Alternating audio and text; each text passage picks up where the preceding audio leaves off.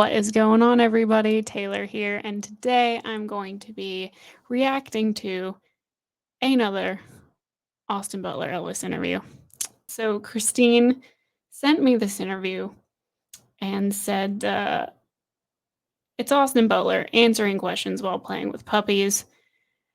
And, guys, this sounds like an interview that I'm not emotionally prepared to experience because trying to handle watching Austin Butler is enough. But then adding adorable puppies to the mix, I feel like this interview was kind of made to personally attack me specifically. But I'm excited to jump into it and check it out. It's probably going to be a cuteness overload. Let's just do it. Hi, I'm Austin Butler, and I'm here with BuzzFeed to answer questions with puppies. I'm so excited. Oh my God. Bring in the puppies. Oh my God. Hello. Hello. Guys. What's your name? Oh no. Oh, hello. Hello. Oh my God. Oh my God, the puppy breath. It kills me. BuzzFeed, why? Why did you come up with this interview format? It's the best and the worst thing ever.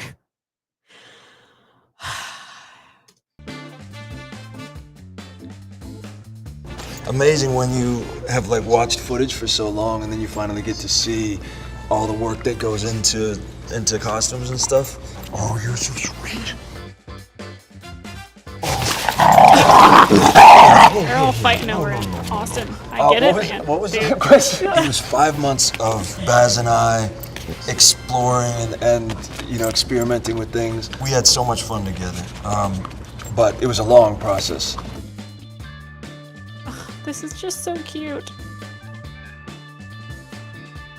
It's such a terrifying thing because Elvis has the most iconic voice. I listen to him every day, and I worked with some of the best singing coaches that I could find, and we just had so much fun getting to explore that time. It is so hard to answer questions when you're surrounded by puppies. Right now, I'm just focusing on one thing at a time. I'm just acting I don't even right think now. it But matters I love music, and I had so much fun. if he's answering the questions or not. I don't even know if people would care. Oh my gosh! Just This little guy. give us footage of him playing with puppies. He doesn't even have to answer anything. My buddy Callum Turner. I mean, we don't necessarily look identical, but I think he knows me very well. So yeah, that would be nice.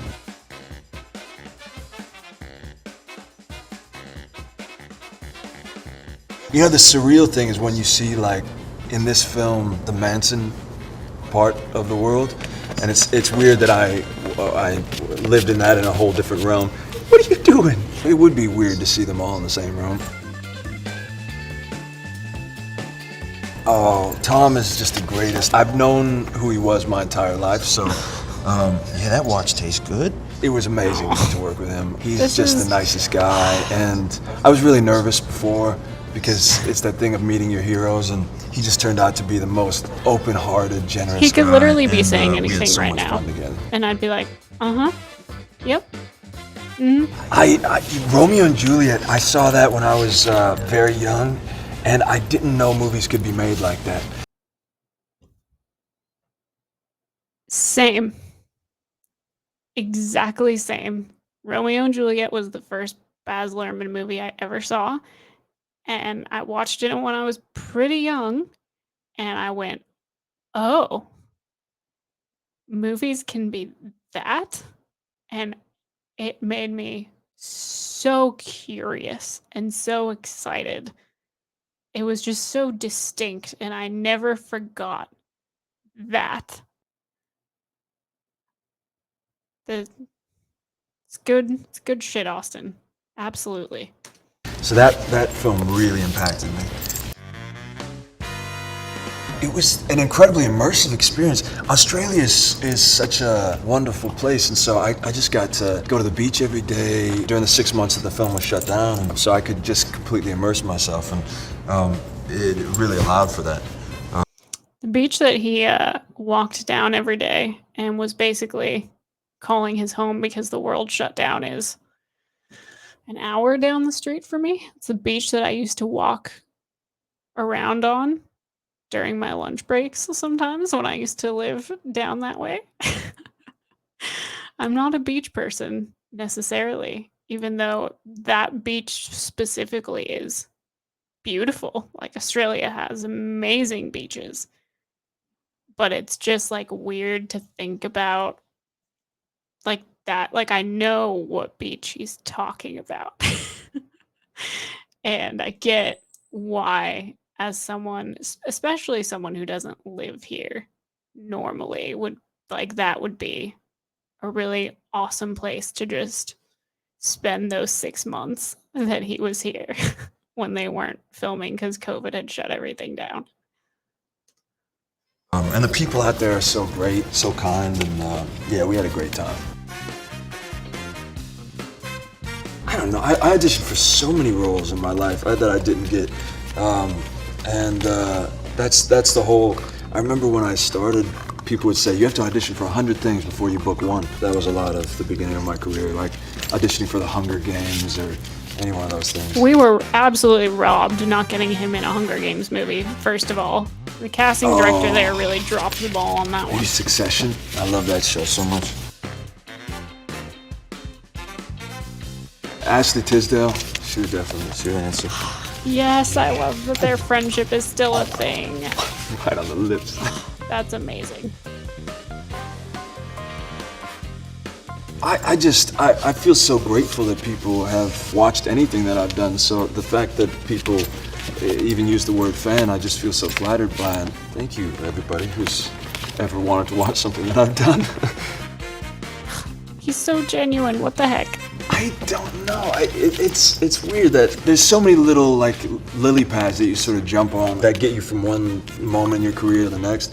I think a big one for me was when I did this play in New York, that one with Denzel called The Iceman Coming. That was a goal of mine for a long time to do a play in New York, and so that was a special moment. Oh man, so all of them, like Leo and Brad and Quentin, were all beyond heroes for my whole He reminds life. me of So a young Brad Pitt. suddenly being on set with them, it felt like a dream. It was. I feel like the Baz connection obviously connects him, like trajectory-wise, connects him with Leo, like where that could end up almost being like a mirror, like Baz doing it all over again. But he kind of reminds me of a young Brad Pitt, which neither of those comparisons, career-wise and talent-wise and acting-wise, like those are both great comparisons. But man, I love that though. I love that he got to work with Leo and then went from that to working with Baz and then has that whole Leo connection, Baz connection thing going on. Sometimes world works in very mysterious ways sometimes. The universe, I think, has some plans that things just can't be. I don't believe any of that's a coincidence. Like I feel like that there's some destiny at work going on there. So surreal, and then they were all just they went far beyond anything that I could have imagined as far as like their generosity and kindness and work ethic and everything. It was so cool.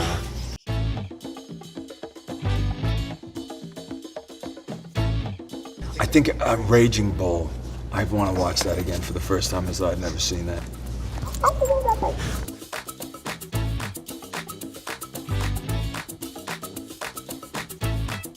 Yeah, Sean Cassidy and David Cassidy both, they gave me a lot of advice around it because Sean especially told me a lot about just longevity and like mentorship and that sort of thing. So that was, Don't bite the bullet.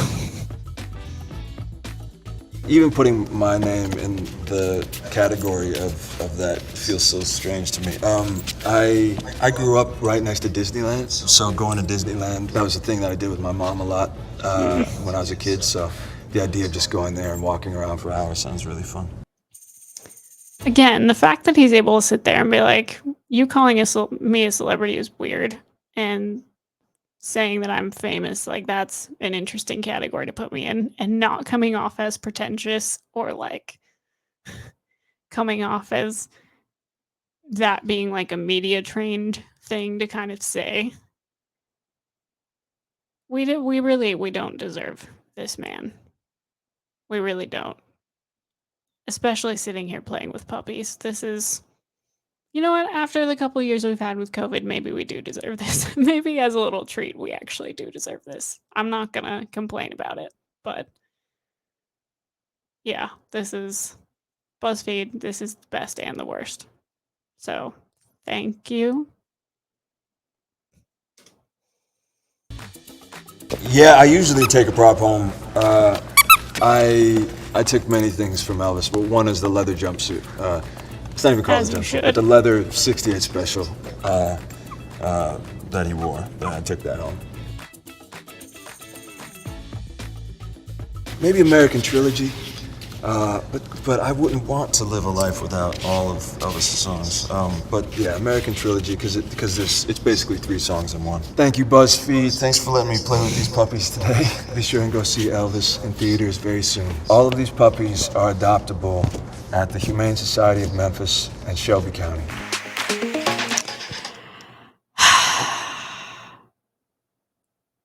I just feel like I just have permanently this big stupid smile on my face now because that was adorable. And again, like the point BuzzFeed has it figured out because the point of this interview is not actually the interview. The questions they ask are good questions, but they definitely don't matter. And people definitely don't care. And it's great that when halfway through a question, whoever's doing the interview is like, this is really difficult to answer questions because puppies. And all of us watching are like, it's fine. Just play with the puppies for 10 minutes and we'll be great. It'll be awesome. Yeah, that was great and wonderful and life ruining. So, hope you guys enjoyed that. What did you guys think of the interview?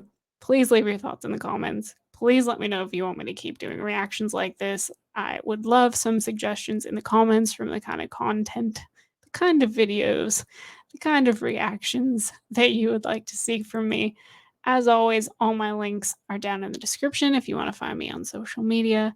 Thank you guys so much for all of your continued support, and I will see you next time.